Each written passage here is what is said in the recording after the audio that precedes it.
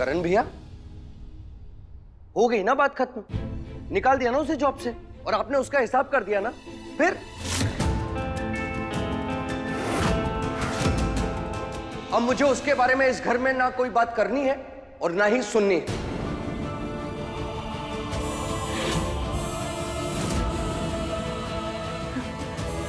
मां, I know very well कि आपने उसे जॉब पर रखा है, पर इलाज तो मेरा चल रहा है ना मां। वो मेरी नर्स है और मैं उसके साथ कंफर्टेबल बिल्कुल नहीं हूं, तो मैंने उसे काम से निकाल दिया। अब अगर वो घर पे आई तो मैं सचमुच घर से भाग जाऊंगा। अब आप डिसाइड कर लो कि आपको वो नर्स चाहिए या आपका बेटा।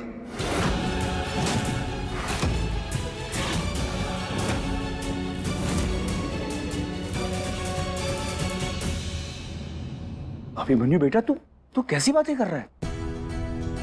ऑफ कोर्स तू जरूरी है, पर बेटा तेरा इलाज भी तो जरूरी है ना, और तेरे इलाज के लिए नीति जरूरी है। पापा, वो एक नर्स है, अगर एक जाएगी ना तो 4 आ जाएंगी। मुन्ना, ये कैसी बातें कर रहा है? तू समझता काहे नहीं है? मैं नहीं समझ रहा हूं। अरे मुझे तो ये समझ में नहीं आ रहा है कि एक नर्स को लेकर के पूरा पांडे परिवार पगला क्यों रहा है।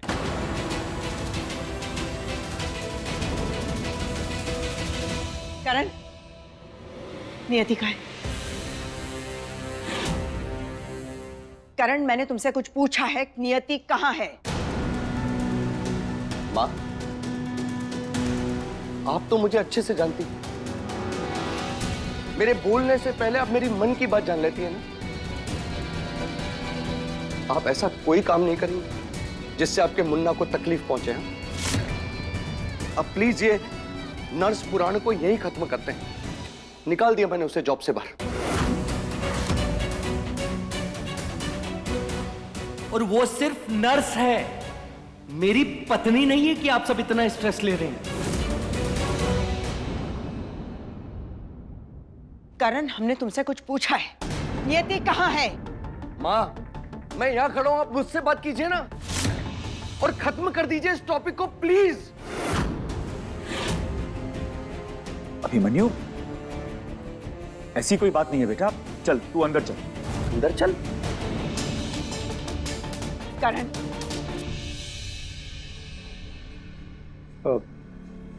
नियति घर के बाहर खड़ी है।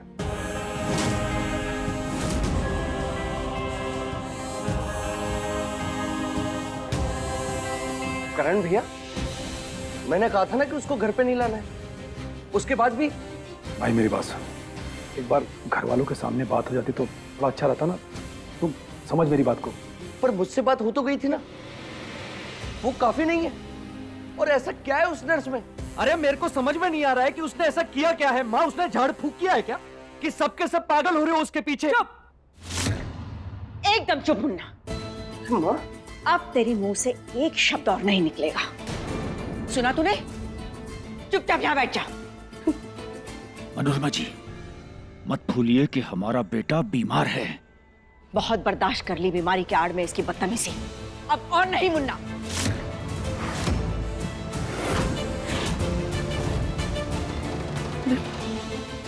मां, अरे क्या हो रहा है इस घर में?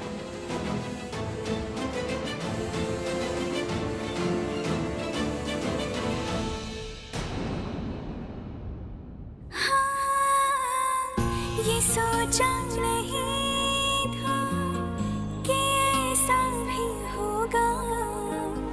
मिले हैं तो एक दिन बिछड़ना भी होगा।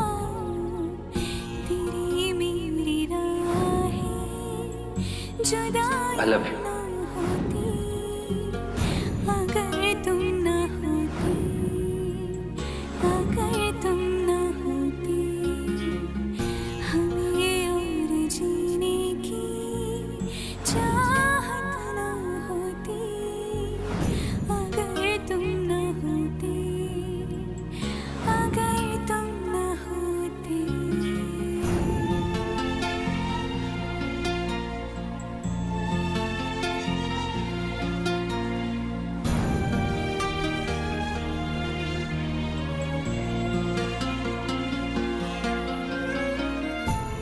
चली जाओ तुम मेरी लाइफ से, मेरे घर से, लखनऊ से।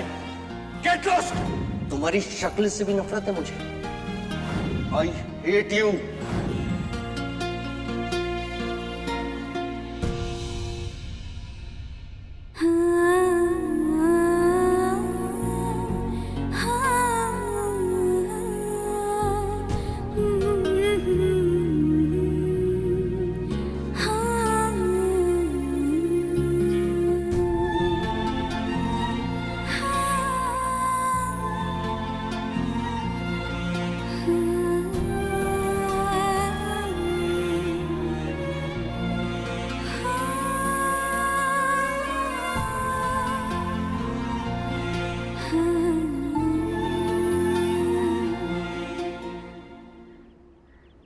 क्या हाल बना रखा है मेरी बहू का।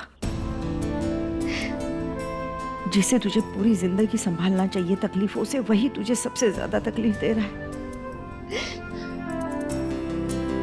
चल। नहीं माँ, इसमें अभिमन्यु की कोई गलती नहीं है। वो मुझे पहचानते नहीं है, इसलिए ये सब कर रहे हैं। आप चिंता मत करिए, भगवान जी ने चाहा तो अभिमन्यु जल्दी ठीक हो जाएंगे। हमेशा भगवान के भरोसे नहीं रहना चाहिए नियति। कभी कभी कुछ फैसले इंसानों को खुद से भी लेने चाहिए।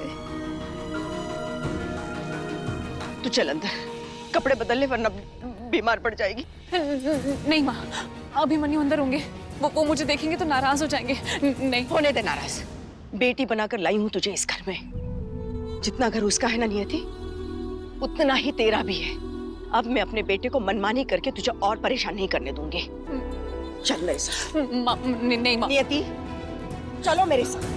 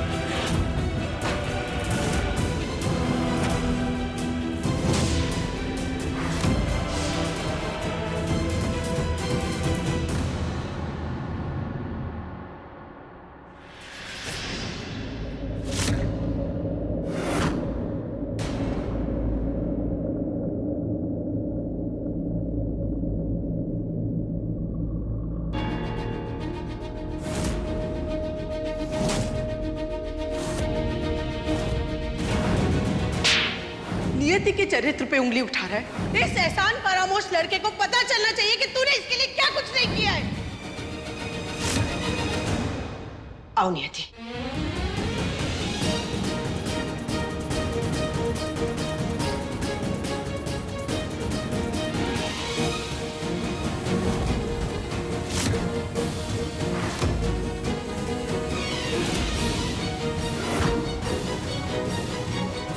माँ,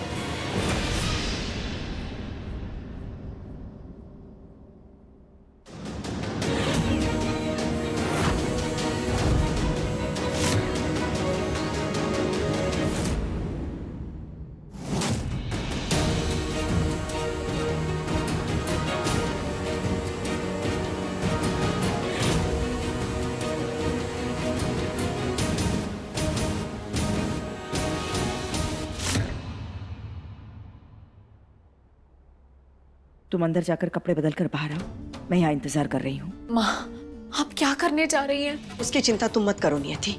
मैंने जो कहा है उतना सुन। तुम जल्दी से तैयार होकर आ जाओ। जाओ।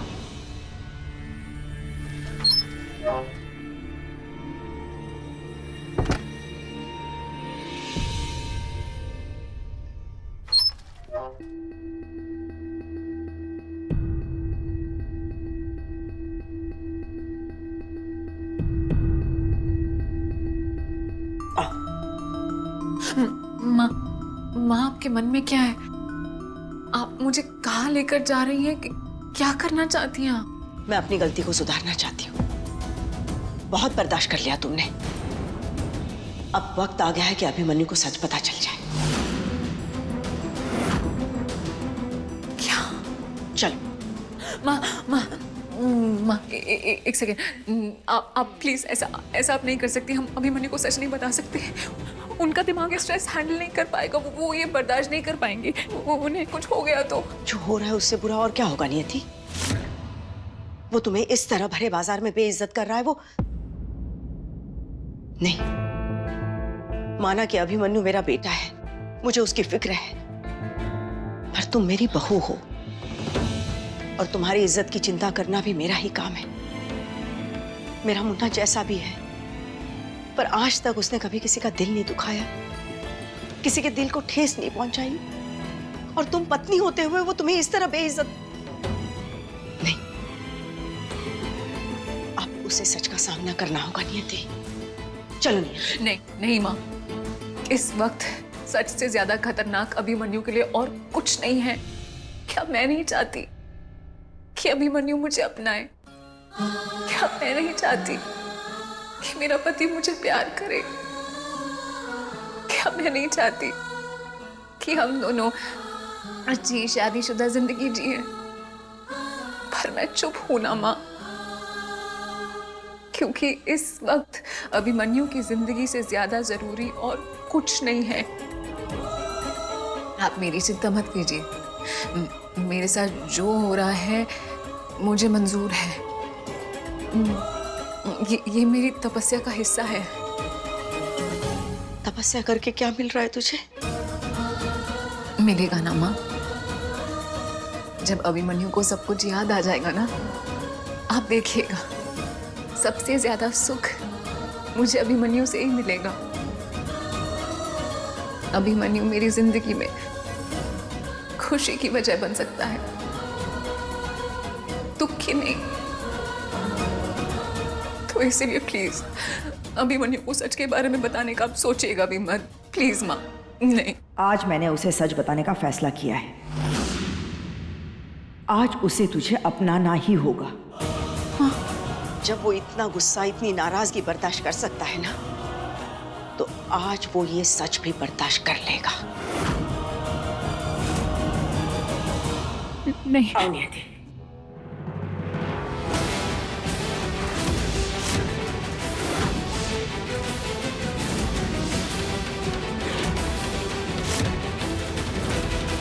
आप अभिमन्यु को कुछ नहीं बताएंगी। अभिमन्यु को सच बताने का वक्त आ गया है। मनोरमा जी, अभिमन्यु के दिमाग पर इसका बुरा असर पड़ सकता है। आप ये गलत कर रही हैं। मैं अपनी गलती को सुधार रही हूं।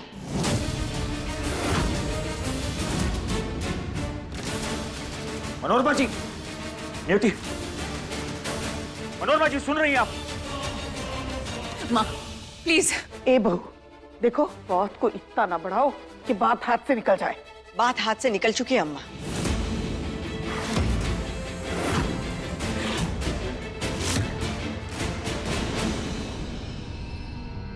सीरियसली माँ,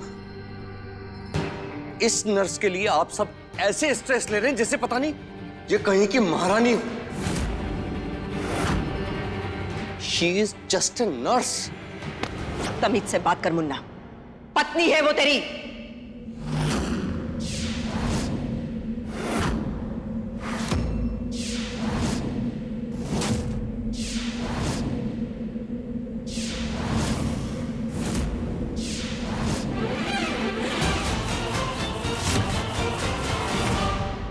हाँ, बचपन में शादी हुई थी तुम दोनों की, और अभी उसका गौना कराकर हम उसे घर लेकर आए हैं।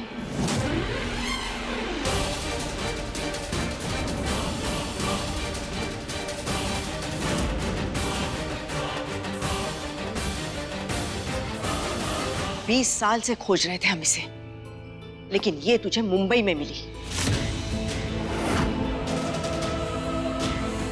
किस्मत ने तुम दोनों को मिलाया, एक दूसरे से प्यार करने लगे थे तुम दोनों।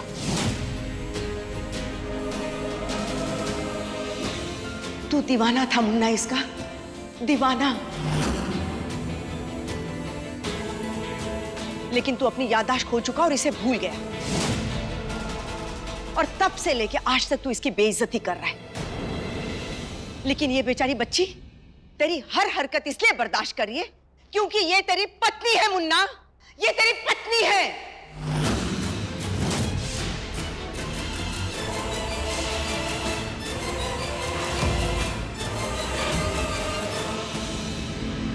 ये अपना सब कुछ छोड़कर तेरे लिए, तेरे प्यार के लिए, तेरे इलाज के लिए यहां पर आई है मुन्ना। तुझे ये सच मानना होगा मुन्ना कि ये तुझसे प्यार करती है और इसे इसके प्यार के बदले में सिर्फ प्यार मिलना चाहिए, ना कि बेइज्जती। ये सच नहीं है। यही सच है।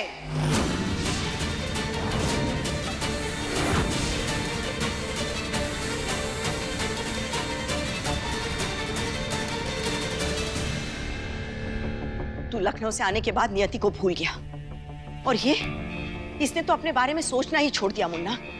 इस घर की बहू होने के बाद भी सिर्फ तेरे लिए इस घर में नर्स बनकर रह रही है वो। ये तुझसे प्यार करती है मुन्ना और तू तब से लेके अब तक सिर्फ बेइज्जती पे बेइज्जती इसकी किए जा रहा है।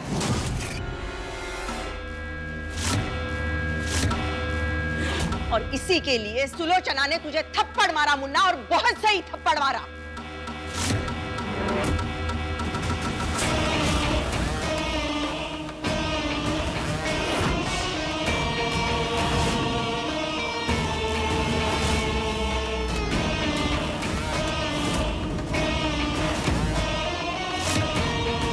अभिमन्यु मुझसे बात करो।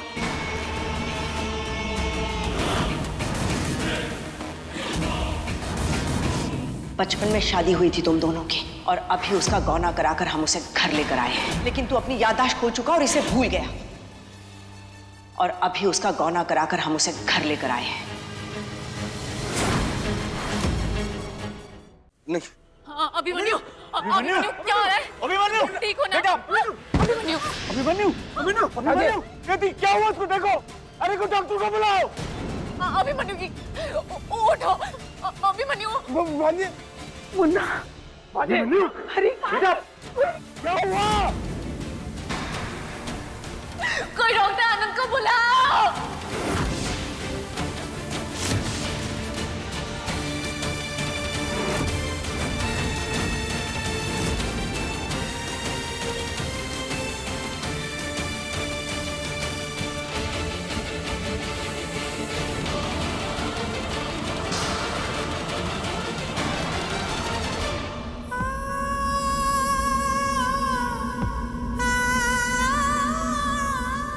बेटा नियति ये क्या हो रहा है मेरे बेटे के साथ?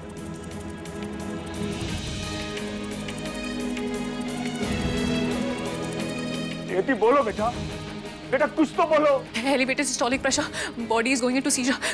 कहीं कुछ स्ट्रोक तो नहीं? नहीं ऐसा नहीं हो सकता। नहीं। नियति ये सब क्या हो रहा है? अभिमन्यु का दिमाग इस शॉक को हैंडल नहीं कर पा रहा है।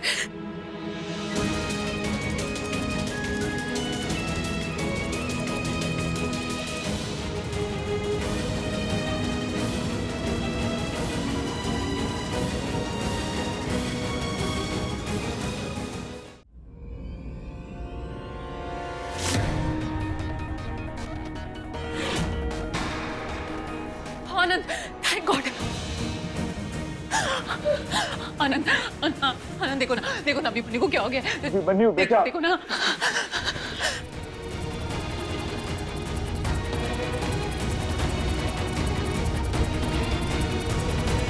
इसमें सब नोट कर लिया है। क्या हुआ? मुझे और भी टेस्ट करने होंगे और वो मशीन्स यहाँ हैं। सब कुछ है इस घर में, क्योंकि अभिमन्यु की तबीयत ठीक नहीं रहती, इसलिए सारे इक्विपमेंट्स हैं हम लोगों के पास। जल्दी बताइए क्या क्या चाहिए। मैं चलती हूँ आपके साथ। आइए।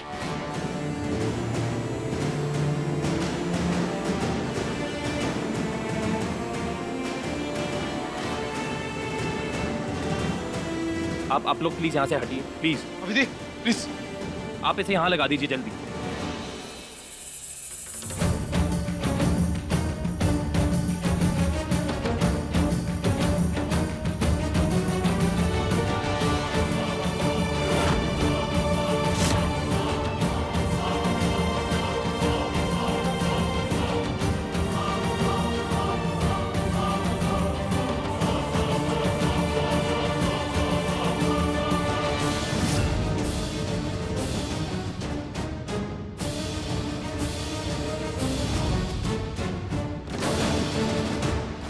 अभिमन्यु तुम चिंता मत करो, सब ठीक हो जाएगा।